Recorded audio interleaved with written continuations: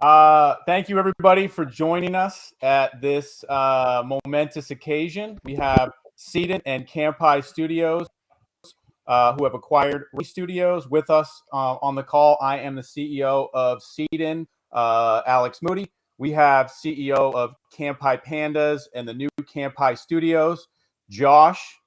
We have CEO of Game Maker and the new head of gaming for Raini Studios, Michael Haller, the legend himself. And we are joined by the head of the studio, who you all very much know, the brains of the operation, the beauty of the operation, Marty from Raini Studios. So I'm going to dive right in. I'm going to give a little bit of a context. Go ahead, Hang Josh. on 1 second, Alex, and I do apologize. It's technical difficulties, but I want to make sure that they can log into Twitch and see it. It's saying we're still muted on Twitter. Yeah. So hang tight. Who is? It's saying the Spaces is completely muted still. Hang on. Difficulty. Oh, I can hear the Spaces. We're good on the Spaces.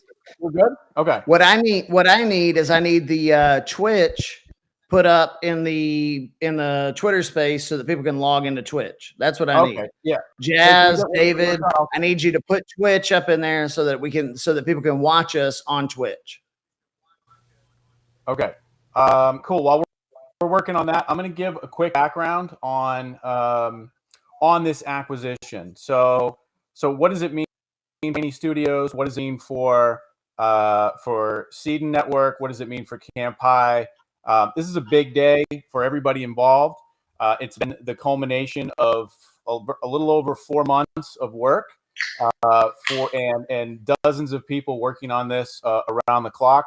So to give some context, this total acquisition, a brand new company, RJV International, which is a joint venture between CEDEN and Kanpai Studios, has acquired Raini Studios completely and will take over management effective immediately. Myself, I am going to be serving as managing director of the new studio, and Mike has joined as head of gaming, and Josh has joined as sort of our business management lead, and is handling all things business development, marketing, and direction. So what does this mean for everybody? Well, Raini Studios, I first want to give a big shout out to the Raini Studios team. What they've accomplished in Web3 is truly incredible. As everybody who operates the space knows, there just isn't that many companies who have delivered on promises, who have delivered a completed product that stands the test of time, that is quality, that has all the features, and is playable, and has a community of people that are enjoying it. It's just not the norm. Delivering a product in this industry is not the norm. However, that's something that both Josh and I were attracted to with Raini Studios from the beginning. Certainly what was encouraging about this acquisition. So shout out to the team, shout out to Chris and JJ, who are the previous owners of Raini Studios, the founders of Raini Studios. The two of them, I think this deal, I'm not going to get into the specifics of the deal, but this deal was crafted to deliver the best opportunity for the holders, and they really went out of their way to make sure that the work that they had created, the foundation that they had built, was put in the right hands so that we could take Raini Studios to the next level. And what does that mean? Raini Studios at the next level means it means a bigger team. It means a team that has experience with not just creating a game, but delivering a game to the mass market. And I think once we hear from Mike Haller a little bit later, you'll understand what I mean. It means new games. It means more focus on marketing, more focus on both the blockchain side of things, the crypto side of things, but also more focus on generating DAUs for the game, so that when you want to play, there's not just people to play with, there's millions of people to play with. So we have comprehensive plans in place that have been worked on by all three teams. Really, it's essentially three teams merging as one to create the new team, and all hands on deck, creating a plan that is going to take Raini Studios to the next level, truly. So a little bit about CEDEN. We are an infrastructure company. We've been around for a couple of years. Mike, myself, and a few other people founded this company with the intention of democratizing and decentralizing the way content's created and delivered in the gaming industry. And as part of that, over the course of 2023, we've made several critical acquisitions, and I think the crown jewel of our year and our corporate kind of story is this Raini Studios acquisition. So without further ado, I'm going to turn it over. I'd like to hear from Josh. Yep. The legend. Everybody knows him, but you want to hear more about his what this means for Kanpai, what this means for the new Kanpai Studios, and so forth. So over to you, Josh. So yeah, excellent roundup, Alex. I'm happy to be doing business with you, the CEDEN team, Mike, everybody involved, Marty, everybody that stuck around. I mean, the good thing is like during this acquisition, we kept the entire team around from Raini, which is pretty much unheard of during an acquisition. But I'm very much in the belief of like leaving teams intact that have done successful stuff. That's always been my mentality. I've been a business guy for 20 years across the kind of the gambit of different businesses. And one thing that I've learned is, if you have a good team that you can take over, then you leave them on board, right? And you grow with them. So Marty, I'm glad that you and the rest of the team decided to stay on board. I truly appreciate that. I'm looking forward to what we can do together over the next couple of years. I mean, if you look at it like, Raini, you guys put a fucking game on Epic Game Store. You know what I mean? Like there's like maybe a handful of companies that have put somebody on the Epic Game Store, and you guys did it. And that's phenomenal. And all this does right here is it brings in, Alex's team and his vision and his, ability to manage and grow. And it brings in a guy like Mike, that's a legend in the industry. And it brings in my ability to kind of, market and grow teams and grow businesses. So with all of us together, there's no chance we lose. I'll just say that there's literally, I'm going to put the chance we lose at around like 2%. And that would be it. And if you bet on that, you'd be fading me at that point. But yeah, we've got a great thing going. I'm excited about what it does for the Pandas. We've got a lot of stuff going for the CEDEN NFT holders, a lot of stuff going for the Panda holders. This is something that like in the beginning, I was not super anxious about getting into like a year and a half ago was the gaming industry. And then as I've seen it grow and the demand grow for Web3 and just not a whole lot of players in the game that really know what they're doing or that have the connections that we have to have the opportunity to get in with a legit gaming studio and buy it out. It was a no-brainer for me. I mean, 100% no brainer. I'm very excited about it. I'm very excited for the Panda holders. I'm very excited for everybody involved in this project. I've been a proponent of this project for a long time. It never got the love that it needed. But with that said, we will make sure that is not the case going forward. And the plans that we have, the unique IPs that we own, the connections for other IPs, things like that, is something that a lot of people in this industry don't have. And so to be able to bring that into the Web3 gaming industry, I think is going to be pretty special. And if you don't know anything about me, I move at fucking breakneck speed. And that's what I like about Alex is Alex as well moves at breakneck speed. So that I just know this. I've dealt with a lot of people. Most don't move at my pace. Alex does somehow. So unfortunately, he's up later than I am, just because of time zones. So he kind of tends to keep me up a little later than I'd like to be because most people wouldn't. That's a lie. Bullshit. I'm in bed by like 9. I just wake up. I wake up and you're still awake. That's why it's an illusion. I don't think over the last few months I've seen either of your telegrams not have like recently online. Like it's disgusting. And I'm on the other side of the planet. Like y'all should be sleeping. So yeah, it's pretty crazy. Yeah. So Marty's in Australia, and I'm telling you, I've had people tell me, and they're like, "When do you fucking sleep?" I was talking to you like 3 hours ago, and then here we are again, and they're on a different time zone. But either way, what I'm saying is I'm very high paced. Everybody that knows me knows this. Alex is on the same page, which I love. And so is everybody else that's involved in the project. So, Marty, why don't you tell us a little bit about your background, with Raini, and your position and what you're doing there? Because I know you've got an impressive background. Thanks for letting me get my impressive background in before Mike, so people might actually even listen to it. I was leading you into Mike. Yeah, so for those that might be tuning in for the first time and don't know who I am, so I'm Marty. I originally joined the Raini team as a consultant back in early days of the project to help get the project off the ground and do some work as a designer. I rejoined the team just over a year ago, actually. And since then, I've been helping across design, marketing, helping the studio run, basically. But yeah, prior to Raini, I've worked in the games industry for over a decade. A lot of that time, I worked as a consultant in the mobile free-to-play space. I've worked with, this is where I normally name drop. People go, wow, that's cool. And then Mike name drops, so people go, wow, that's shit. But like I've worked with Gearbox, Netflix, Team 17, Digerati, Noble Steed Games. So worked with a bunch of studios from individual indies right up to large AAA. And yeah, just want to sort of give two quick shout outs. One obviously to Chris and JJ, who got this whole crazy ride going many years ago. It feels like a long time. Like they've built an absolute world-class team. Obviously we've delivered a world-class product in RT LOL. And yeah, just a huge thank you, I guess, to CEDEN and Kanpai and Bags and all that for keeping the team together. I've gone through acquisitions before.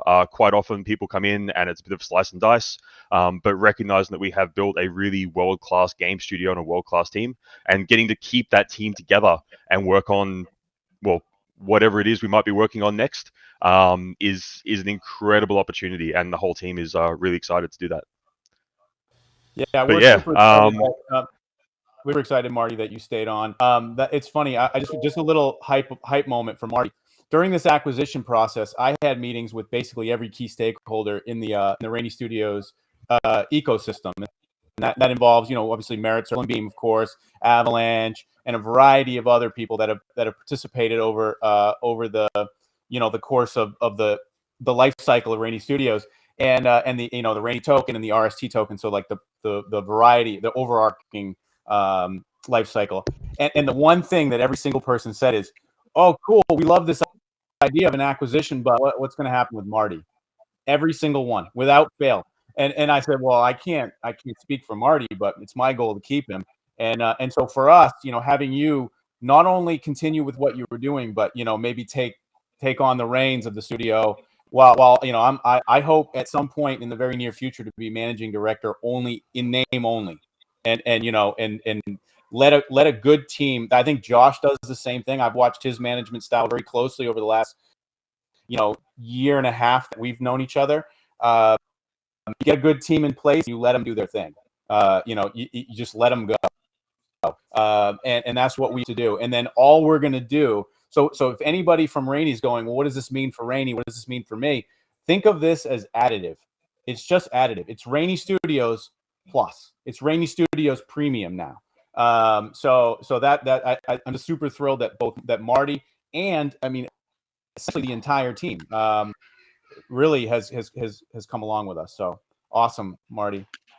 Michael Haller. I really appreciate it. Yeah. Hello, everybody. Greetings from Southern California. Mike, yeah, give us a little introduction. Who is Michael Haller, and tell us about your past.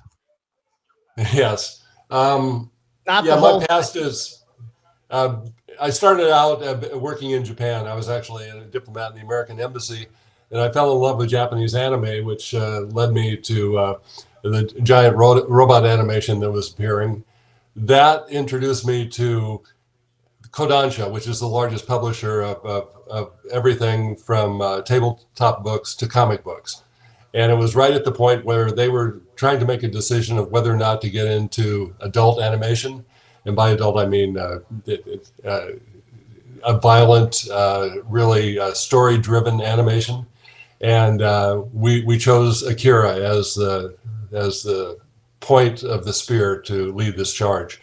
So I was part of that team that put it together. I actually wrote the English version and produced the English version of the movie, and ended up distributing it throughout North America and the world. And all of a sudden, video games companies started calling me about anime licenses. And I looked at all the companies out there, and for some strange reason, I picked the right one. It was an up-and-coming company called THQ. I licensed Akira to them, along with Ghost in the Shell and some other anime. And we got off to a great start, but then they decided that they wanted to get into the set-top box business, and it didn't work. It's something called X-Band. It was way ahead of its time. At that point, we were still using dial-up, so there's no way that it could have succeeded, but they bet all of their money on that. And at the point where it became obvious that it wasn't going to succeed, the board of directors asked the founder and CEO to step aside, promoted the CFO to CEO, and asked me to come in as number 2 and create a turnaround story for THQ. And essentially, I did what I'd been doing with anime. I went to Japan and started to pick up Japanese games that THQ could distribute. And then that moment in history when the wrestling license fell into our lap. It was, at that time, WCW was by far the strongest license. Turner was still in charge of it. And we got the WCW license. We had roughly $1 million in the bank, and it cost us $1 million to get the license. I said to my partner and the CEO, I said, okay, now what do we do? We got the license, but we have no money to make this game. And he said, figure it out. And I said, okay. I went to Japan. And at that moment in history, a small Japanese developer outside of Tokyo had just come out with the first 3D wrestling game, Virtual Pro Wrestling. So I got to meet them, hit it off. And I said, here, guys, here's what we're going to do. We're going to swap out the heads of all the Japanese wrestlers. We're going to put Hulk Hogan, Randy, Macho Man Savage, Ric Flair, all of them on Japanese wrestler bodies. And we're going to get this game out by Christmas. And we did. And literally overnight, we became the 3rd largest video game company in North America. And we had a great run for 8 solid years. After 8 years, I wanted to get back into more creative video game development, and I got poached by EA. They asked me to come on board, and they said they had just bought a studio called DreamWorks Interactive. It was in my area. They asked me to run that along with EA Japan. And they said, you know, quite frankly, we don't know why we bought it. I don't know what we have. Go in and find out. So I did, and I found that they had a real jewel. It was called Medal of Honor. And the key to that development was a mod team in Tulsa, Oklahoma, who created the most dramatic moment in video game history, the landing on Normandy Beach. Again, at EA, they did not have much hope for the studio, but at the E3 where we showed our demo, people were lined up for 3 hours just to see it. And again, the rest is history. It took off like crazy. It was a huge success.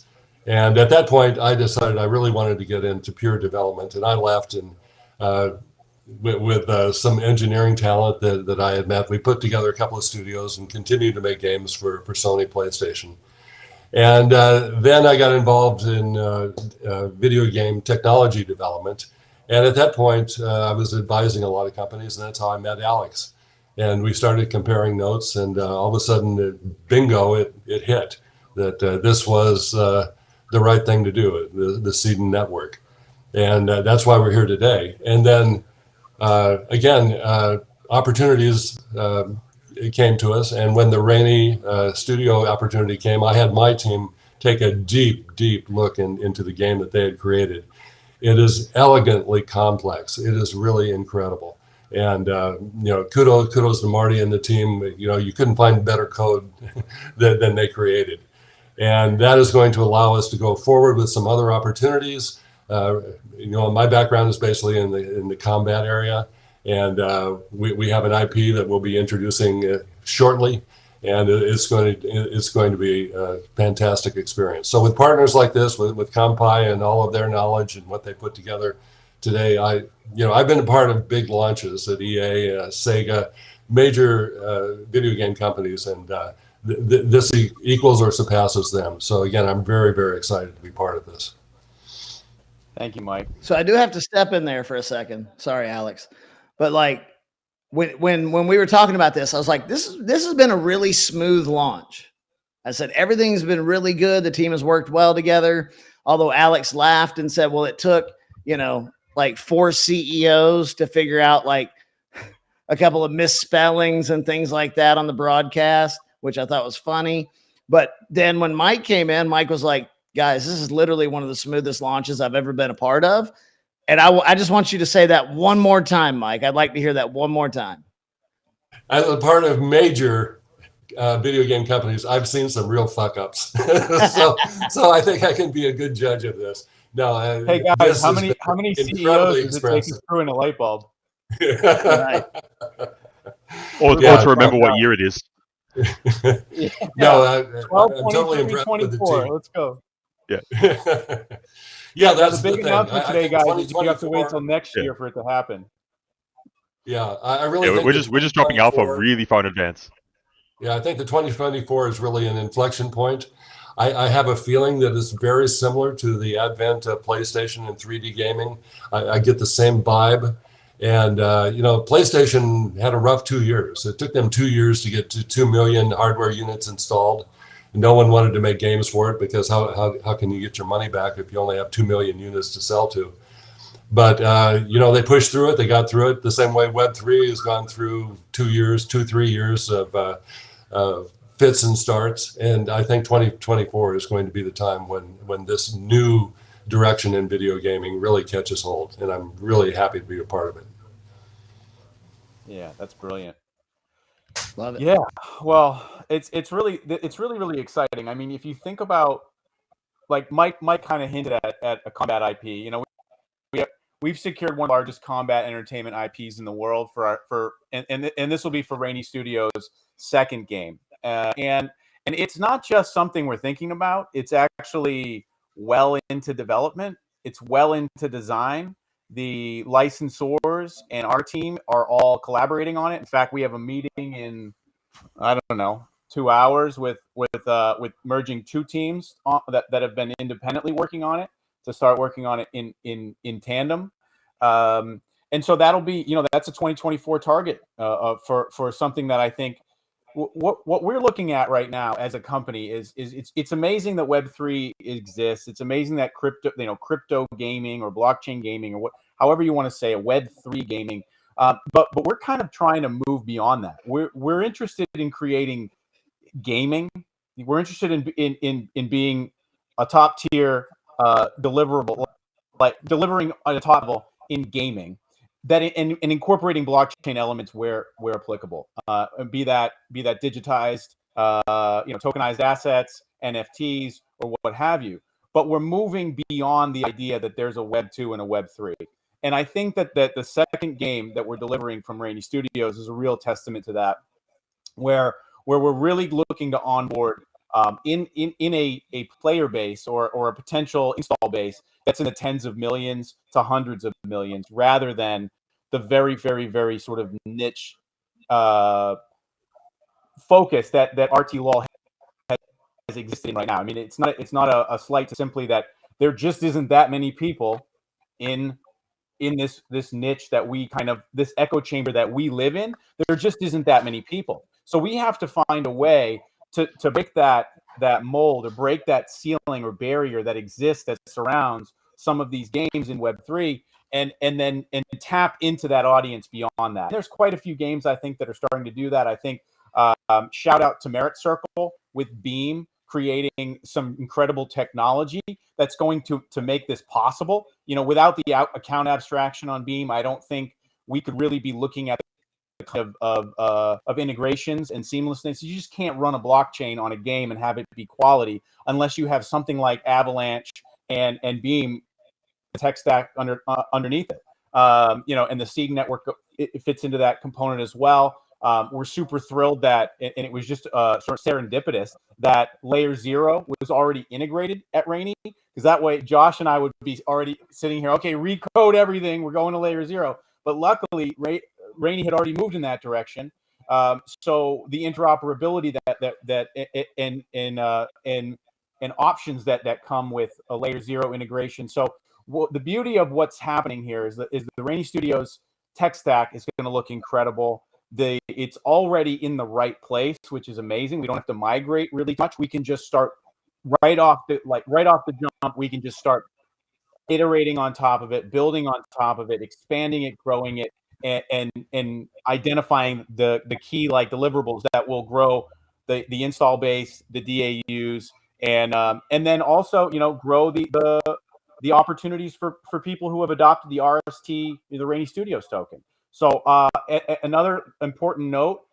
This morning, bright and early, the degens in the chats found it almost instantaneously. But we created RST liquidity pools on both Ethereum and on Uniswap v3 on Ethereum and on Trader Joe's on AVAX C chain. So there is now that rounds out kind of the initial liquidity that we're going creating for the RST token ecosystem. So we have an extraordinarily large liquidity pool available on Beam, on BeamSwap.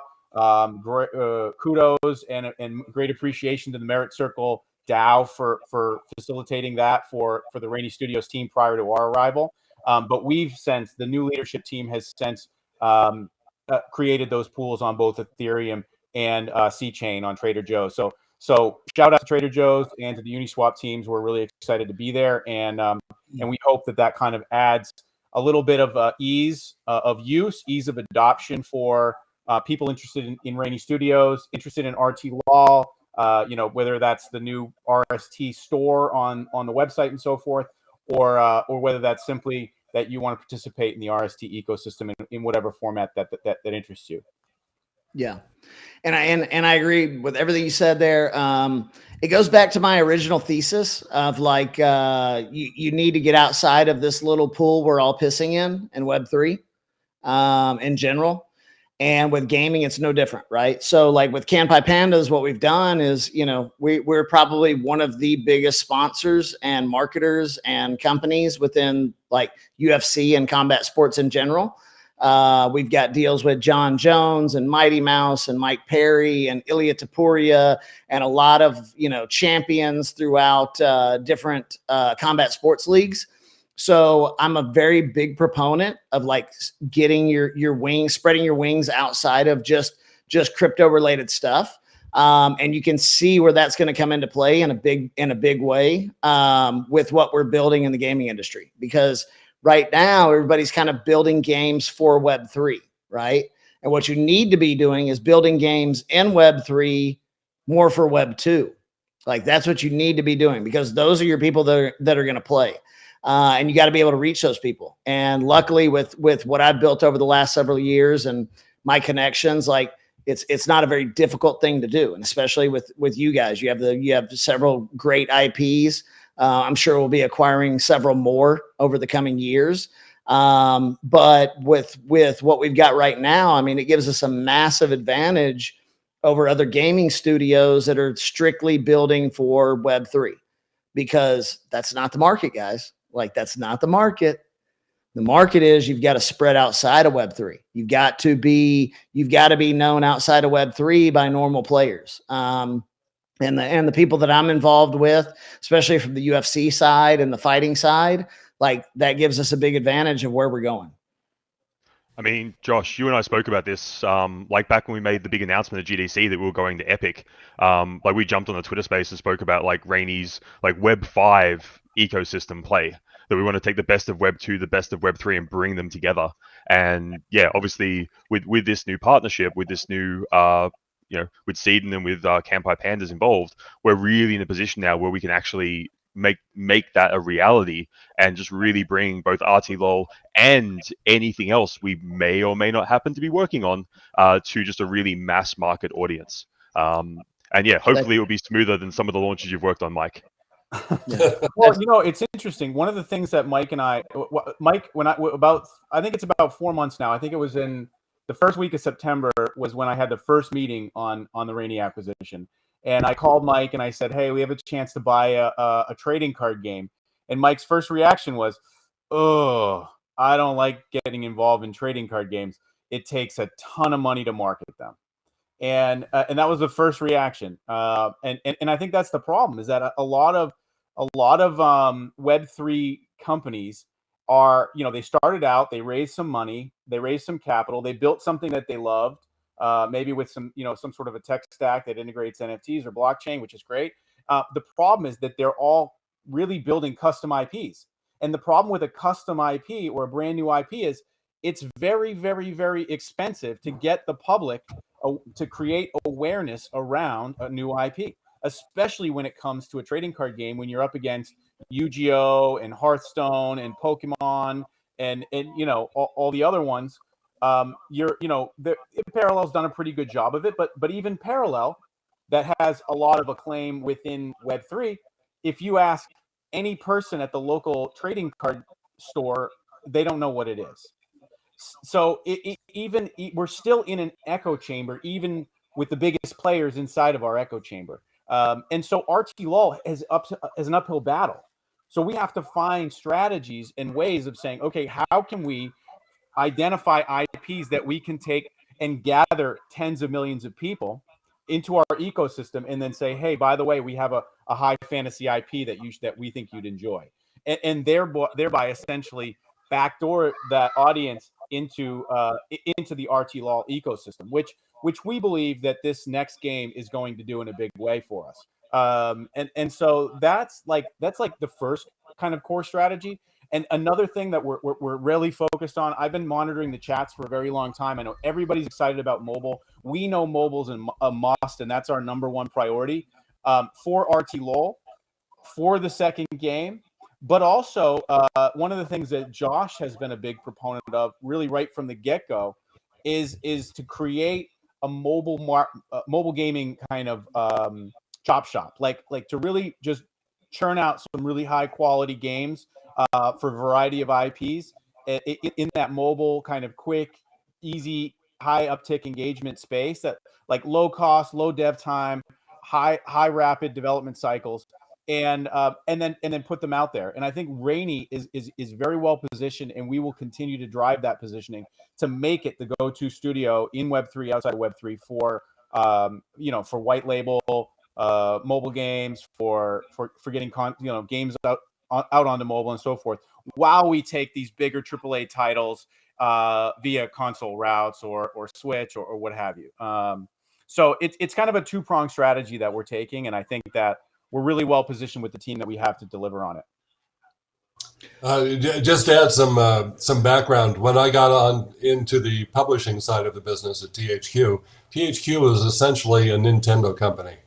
And Sega had come along, and other platforms were coming along, and soon we realized that the key to financial success for a game publisher is multi-platform. There's no reason to limit yourself to one platform, and that's what we're doing here with this. We're going to be spreading ourselves from console to PC all the way to mobile, and that way we're going to maximize the amount of money that we can make and the number of people that we can reach with a great game. All right, guys. Hey, this is my hard stop, so I'm going to kick it over to you guys to keep going for as long as is necessary. But I have I got to drop off. So I just want to wrap up with myself for a few words. Listen, I'm super thrilled to be taking the reins at Raini Studios. I look forward to getting to know the community better than I already have. I look forward to, I'm secretly playing the game alongside you. I'm a big fan, and we're really committed to this. So I think that everybody who has been part of the Raini Studios ecosystem up till this point is in for a real treat, a real ride for the next few years. Just so come on, check us out, ride with us, and I'm available in the Discord or the Telegram. On Twitter, you can find me. I'm a well-known personality.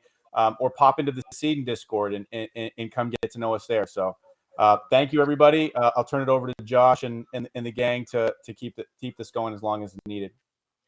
Alex, you realize I'm drinking and I'm going to leak like a shit ton of alpha while you're gone. Just don't say anything about airdrops, and I'm going to leave with that. All right. See you, buddy. All right, Mike, let's get into the business. Yeah. I was told that there's a really good story about the building of Call of Duty from the very beginning in a garage. Is this a legit story? Is this a legit story? Well, when I was running DreamWorks Interactive for EA, we had two teams. The internal team, which was about 200 people here in LA, was making the console version. And then the satellite team out in Tulsa, Oklahoma was making the PC version. And after we completed development, I left, and the two teams left, not with me, but behind me, and threw themselves open to bidding. And Activision stepped up and picked them up. And they came up with the concept of Call of Duty. So Call of Duty is really, the history of that is really my Medal of Honor team. And they renamed themselves Infinity Ward. They're here in the San Fernando Valley. And they set about developing the game. And at that time, technology was nowhere near what it is today. And they created all of the content, but they couldn't get it to run at more than 8 frames a second. And Activision was actually just about to cancel the game. They had contacted the top engineers at Sony, their 3 studios. None of them wanted to touch it. They couldn't figure out how to handle it. But a gentleman by the name of Roberto Rodriguez was working for Sony at Insomniac. He did Ratchet and Clank and all of their other great games over there. And he took a look at it and he said, okay, here's the deal. I can do this, but my demand is that no one from the studio can come back to the studio until I'm finished. and he sat down, he got one other engineer to join him and killed himself for about 6 months and completely rewrote the code for the original Call of Duty. And it was released, and the rest is history. It's now $1 billion on day one with every iteration of it. And his code is still at the very bottom of what they have. And he and I became partners in several game studios. And his look at the future of video games is that they're really not going to progress much further because they're still using old technology. You look at Unity and Unreal; those are 20 to 30-year-old technologies. And the way they've advanced forward is just piling more and more on top. It gets slower and slower, harder and harder to use. So at some point, there has to be a new game engine that will run at 120 frames a second, be able to handle VR, real-time rendering, all of the other things that a top development studio needs to have. And that is something that we'll be looking at on the CEDEN side down the road, because technology is needed if we're going to make that giant step forward in big video games. So I do have a question here. What interests you about Web3 gaming versus traditional gaming? What is it? I mean, like, I understand maybe ownership plays a part in that, but what is it that interests you now? I mean, you've been in some of the biggest. You've developed some of the biggest games on the planet. You've been around for quite a while. You've seen the industry grow and grow and grow, but what differentiates, I guess, Web 2 or traditional gaming versus Web 3 gaming or crypto gaming? That was my question when I first started to look at it. What is the difference? The main difference to me, and it's something that is happening, and that is the whole concept of the creator, where the democratization of video game development is definitely the future. The big game studios are only doing sequels. There's not that much new coming out. And anything that's going to be revolutionary is probably going to come from again, 7 guys in a garage, if they have the right technology. And if those 7 guys in a garage are going to prosper, they need the protections that blockchain brings to the table. And that is that will allow those of you who are listening who might be into video game development on your own, this is the way you're going to protect what you create. AI is going to be producing a lot of stuff, but you can't get a copyright on AI material. Right.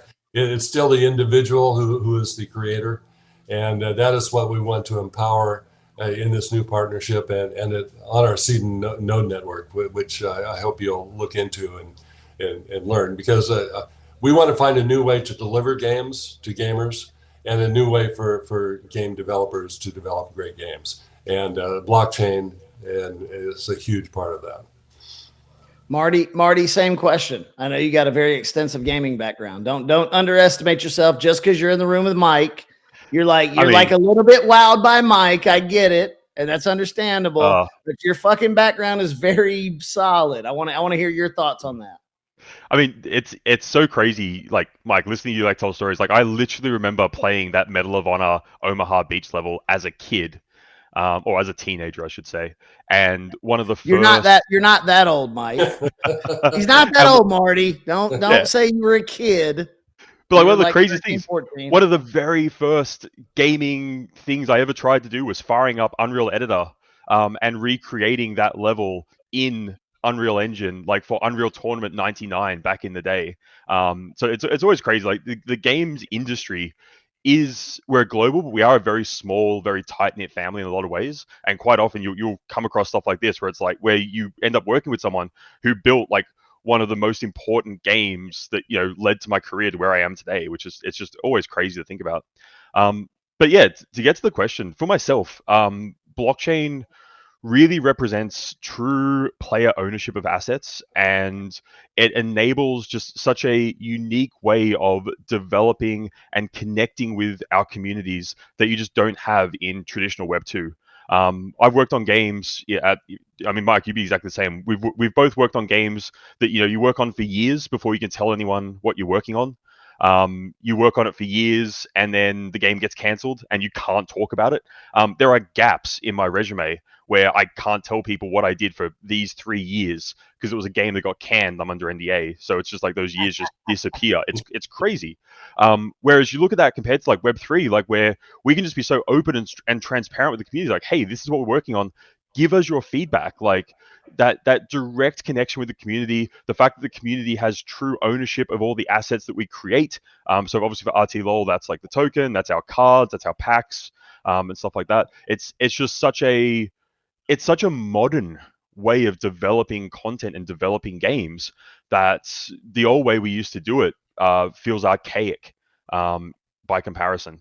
And yeah, it's so refreshing as a designer, first and foremost, being able to get that direct feedback from the community, whether it be good or bad. Like, huge shout out to the Raini community. You guys are very vocal. You'll let us know what cards you like. You'll let us know what cards you don't like. But I mean, at the end of the day, you've got to rub two sticks together to make a fire, and that constant feedback and constant knowing there's a really engaged, passionate community playing what we make is more motivating. And Mike, you'd probably hopefully agree with this. Like, making products and putting them out in the world is one of the scariest things in the world as a creative. But when you actually get that feedback and that people are engaging, and people, we've had people in Telegram saying like, oh, we only get rewards, for playing the first 40 games of the day. And we're sitting there going, we didn't think you'd play 20 games a day. And players are just like smashing through the battle pass and stuff like that. It's humbling, and it's so exhilarating as a creative to just see people enjoying what we've poured, as we say in Australia, all our blood, sweat, and beers into. So yeah, I couldn't imagine going back and doing it any other way. Yeah, I agree completely. The other holy grail in gaming, first of all, is multi-platform, but recently the whole direction is in user-generated content. We're not smart enough in a game studio to think of everything. What we want to do is get a game started, get it out there, let the audience, let the gamers decide the direction it's going to go. Let them provide the AI. We absolutely. And that's the direction we want to take in our studios. Yeah, for sure. And whether that be in the form of players giving us content, whether it's balance patches, we've done competitions in the past where players have actually helped us design specific cards. Shout out to Crypto Cloaker. He's got a legendary that just dropped in formations, which is cool.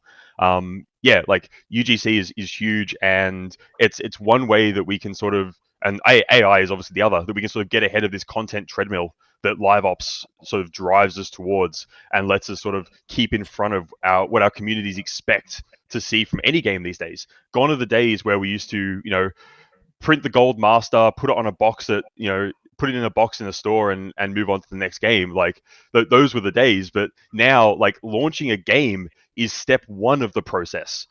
That's where, launching a game is where we start doing more work. It's a completely new paradigm, completely new way of thinking. And yeah, like as you said, Mike, like UGC and AI, those are tools that definitely help with that. And then yeah, obviously for new projects that we're working on as we move forward together, the Raini Studios team, I think we've shown over the past year that we know how to do live ops, we know how to do fresh content and keep the game moving forward at a good steady pace. And we're only gonna keep going and do bigger and better things from here. Yeah, so I'm going to take it back to like a really very kind of rudimentary level. Like what got me into NFTs specifically, and then gaming on top of that, is like I'm watching my son play Roblox, right? And we're swiping credit card and we're swiping credit card and we're swiping credit card, and he's changing skins in between games. And he's like, Dad, he brings me his iPad and he's like, look at my skin now. This is what I'm playing. He goes back and he, loses or dies or whatever. And he comes back and he's got another skin on, right? And I'm thinking, I've spent $10,000 on these fucking skins. And he doesn't own a single thing, right? And that's when my mind went, boom, why do we not own these digital assets, right? And then when I started digging in, I'm like, oh, you actually can own the digital assets. You just have to do it on the blockchain, because no game is going to give you control of the digital assets, right? Like, I mean, myself, the only game I really have ever played, and congratulations to you and thank you, Mike, is Call of Duty. It's the only game I really ever played and played on a consistent basis. And I would just go in and buy all the guns. I didn't want to work my way up. I was too lazy. So I would just go in and buy the gun packs, right? And Mike's like, yeah, I love that because that's how we made our fucking money. Right. Yeah. He loves that shit. But that's how they made their money, was guys off of me. They were like, oh, I'll blow $200 on 3 different skin packs with guns, etc. But I didn't own it. And I knew that at the time, nor did I care. And nor do traditional gamers care. Right. But if you're thinking in a logical sense, like eventually these guys are going to care, because after a while, you're like, why am I spending all this money on something that I don't own? And that's when it really clicked with me, Marty, is like, we had spent so much money on it and you got nothing in return other than a little bit of fun. But if you can have the same fun and also own the asset, then it changes the game completely. Yeah, absolutely. And we've seen what happens, unfortunately, in some games, like Rocket League being the big example, where they just announced recently that they're removing the ability to trade like in-game items. And that's a decision that they've chosen to make, and cool. I mean, it's a popular game. The great thing with blockchain is you look at the contracts, you look at how all the Raini assets are set up. We can't do that even if we wanted to. Like, that's true player ownership, true democratization, and true ownership means that our players truly can do whatever they want with their assets. If they wanted to go and make another game using their RT-Law cards, go for it. Please do. We'll help you if we need to. If they want to set up their own marketplaces, they want to set up their own trading, like, our community really does own everything that we create with them. And yeah, it's such a... I think it's going to scare a lot of existing studios and existing publishers. I don't think they understand how big this could be. They're just trying to, protect their own, existing ways of working, which is, has worked very well for them. As Mike mentioned, COD, makes $1 billion in the first week every single year. If I owned a game that did that, I'd keep doing the exact same thing too. But there's no innovation there. There's nothing fresh there. And yeah, where we're going to see, the 7 guys in the basement or the garage, where we're going to see that disruption of the industry, where we're going to see that new wave of real new games coming through, is going to be from this industry. I feel like that's a little bit us right now. I mean, it is. I mean, we're not 7 guys in the basement because we work distributors. We're 7 guys in the Zoom. Well, we're not living in the basement anymore, yeah. But we're like 7 to 15 guys that, maybe a little more success than the previous guys in the basement, but also just as hungry. Mike, I want to hear your thoughts on what Marty just said as well. Yeah, it's really about the gamer, and if you can take your asset, and you will be able to do that moving forward. You spend all this money on a gun or weapon or whatever. What if you could take that to another game? You know, you own it and you want to use it in the next game.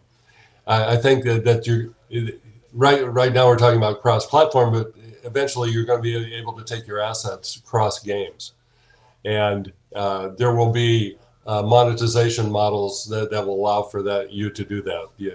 And I think that's going to be another direction that's going to be really big going forward. Yeah. Cross game assets, monetization on all that. I mean, that's when you think about it now, right? It's like a no-brainer. 10 years ago, people didn't think about that. So tell me this, Mike, why do the big game studios not think in this potential? Is it they just don't want the gamers to make the money? No, I have to tell you that I wish Alex was here, because Alex and I have been advising a game company that has been trying to sell their concepts to the major publishers. And as soon as they mention that they have anything to do with blockchain, they're thrown out the door. So if you walk through the front door of a major game publisher, you're going to get nowhere.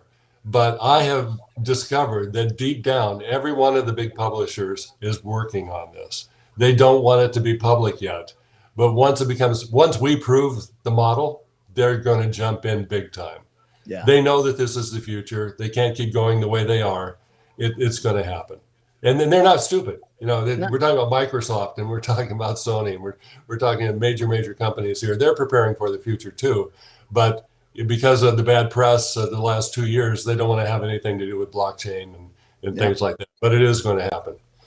I mean, it was the same with NFTs, right? So NFTs, got really hot and they went parabolic, and then kind of the luster got lost, and then it was, it's a scam, it's this, it's that, right? And everything drops 90%. And that was kind of the first wave and the first bull run of NFTs. But the second wave is normally a little more adoption, right? Just like with crypto in general. So the next wave of NFTs, because we're really talking NFTs here, is what the games want. They're not necessarily worried about playing on the blockchain. They're worried about selling assets as NFTs, right? That are transferable and owned, etc. So this second wave of a bull market usually tends to lead to a little more adoption. And I think that's what we start to see in the second bull run, whether it's 24, 25, whenever it's coming, is you start to see, okay, we can start to sell these assets and let people trade. But the great thing is like it opens up a huge revenue source for them, because then you have a tradable, they start a marketplace, right? And they have a tradable marketplace. They take a 6% fee or a 5% fee or a 2% fee on it, and they let people trade within themselves. And then before they know it, they're making more money on tradable assets than they were on selling the assets to the consumer in the first place. Because if you let other people make money on it, they're much more liable to then sell and buy and sell and buy, right? So that's kind of the cycle that I'm seeing coming. I've seen it in crypto before. I've been through a couple of cycles there. But yeah, once people have their hands on an asset, they're able to sell it, make money, then the other people, the overlords, right? The game creators start to say, okay, well, if we can make money on them selling their items that they couldn't previously sell, why would we not? And they end up making more money in the end. Are we happy just to quickly answer one of the questions I just see coming through on Twitch? Yeah, go ahead. Yeah, I think it's Piavan asks basically how would cross assets work for various games? And basically the way that we do it, because we've looked at this with working with other titles on Beam actually, where we basically use the blockchain data to verify ownership of certain assets, whether that be a gun, a character, a trading card, something like that. And obviously, with the blockchain, we can store additional information. So, if say, for example, it's a character, we know that it's a character who's a level 7 wizard, for example, or what spells they have and stuff like that. How each game chooses to take that information and implement it will still come down to the individual studios at each game sort of working on it. So, for example, we might have, say, I don't know, a Kanpai Pandas card in Raini, the Lords of Light. And then that card may unlock something else in a different game. So it may not be a direct one-to-one in terms of the assets, or in terms of how it is implemented in each game. But the ownership, the fact that your player account has that asset and has the history with that asset, that's the sort of information that we're really excited to be able to sort of share very easily between different games and different projects. The blockchain almost democratizes it in the same way that similar backend tools in the past, whether it be like AWS or Azure and stuff like that, have democratized the ability for teams to run live services and player account management and stuff like that. Yeah. Love it. So. Any closing words, Mike or Marty? No, again, I think this is the moment in history that we're going to look back at and say, yeah, that was an inflection point. That's when it all began to make sense. And to be in it on the ground floor is really exciting. And if we're going to lead the charge, let's do it the right way and make it happen. Yeah, I guess from our side, just again, like a huge shout out to Chris and JJ, the original founders of Raini Studios, for navigating the bear and getting us to where we are today. I can't stress how excited the whole team is to be working alongside CEDEN and Kanpai Pandas. Josh, we're going to have some crazy nights in Vegas at some point very, very soon. I can promise you that. And Mike, like I just to I know I've said this like 3 times now, but I just want to reiterate it for everyone watching right now and listening on Twitter or X or whatever Elon renames it to next fucking week. I can't stress enough just how much just you are the absolute GOAT when it comes to the gaming industry. Everyone knows who you are. And I'm humbled and incredibly excited to work with you and to just make some really kick-ass shit. No, so I was already... My job in the game business is to give you and people like you your head and let you do what you do best. And I don't get in the way. That's right. And advise along the way. But I will say this. I was already really excited about this acquisition and what we were in the direction we were going. But after listening to Mike say that and say I'm excited about being on the ground level at an inflection point, like that says a lot to me. And if you listen to Marty explain how he respects Mike in the gaming industry, and Marty's a legend in his own right. Do not fucking get that wrong. But the way he looks up to Mike, and for Mike to say that we're at an inflection point and to get into ground zero excites me, that gets me excited.